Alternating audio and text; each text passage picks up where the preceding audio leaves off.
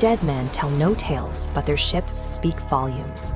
Welcome to the Cursed Compass, where we explore the darkest maritime mysteries.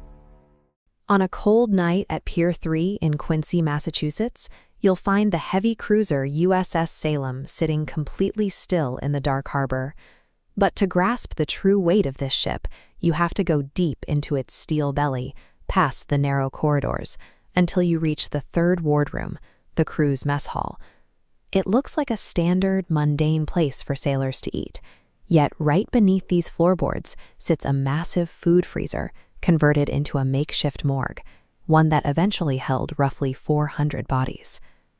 The Salem was a Des Moines-class heavy cruiser, bristling with automatic 8-inch guns and a battery large enough to deter the Soviet fleet.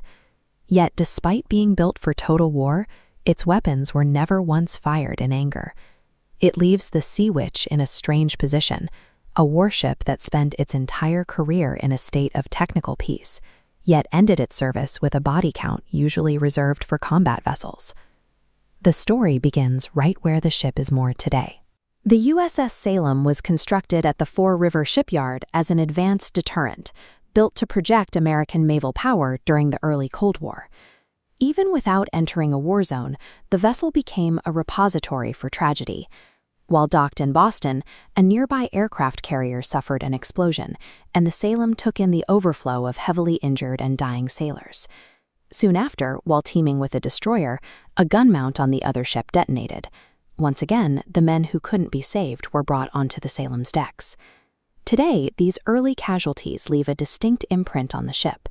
In the anchor windlass room, modern visitors frequently report interacting with a guide named John, a deceased maintenance worker who appears in full physical form to offer tours, even though no such guide exists on the museum staff.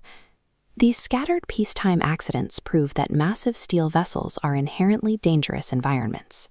A ship doesn't need to be attacked by an enemy fleet to become a site of sudden death. The true density of the Salem's history was forged in August of 1953, when a massive earthquake struck the Ionian islands of Greece. The seismic event leveled entire villages and fractured the stone piers, resulting in the deaths of approximately 600 local civilians. As one of the first vessels to respond, the USS Salem rushed to the Greek coast and immediately began operating as a massive emergency floating hospital. The ship's empty medical bays and dental clinics and operating rooms were quickly flooded with injured locals. The crew worked tirelessly, but the scale of the trauma quickly overwhelmed their facilities. You can still find traces of that medical chaos on board today. Paranormal investigators routinely capture audio recordings of phantom dental drills and female voices pleading for help, while heavy furniture is often found thrown across the empty surgical bays. Then there were the logistics of the dead. The Salem's official morgue was built to handle a few isolated accidents, not hundreds of victims at once. The crew had to clear out the ship's food freezers to store the remains. This area is now associated with the Burning Man, a specter carrying the scent of ash.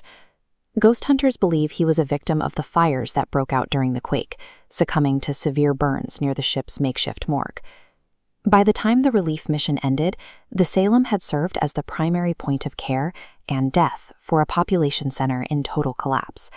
The vessel returned to the Atlantic carrying the weight of a disaster that had nothing to do with naval warfare.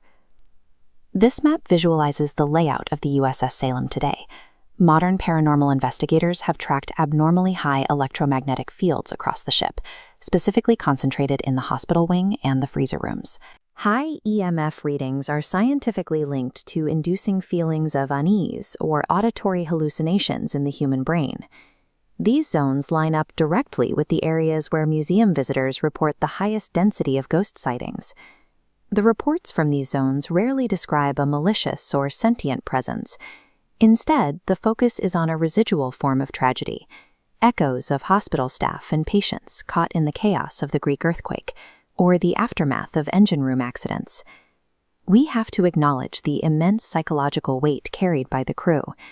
These young sailors were tasked with performing desperate medical efforts while completely surrounded by the deceased.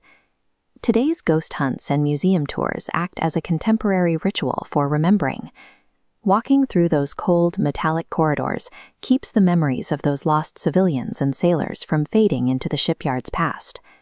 The USS Salem stands as a permanent monument to human fragility. It is a quiet, rusting behemoth where the remnants of an unimaginable disaster remain stored in time, right beneath the floor.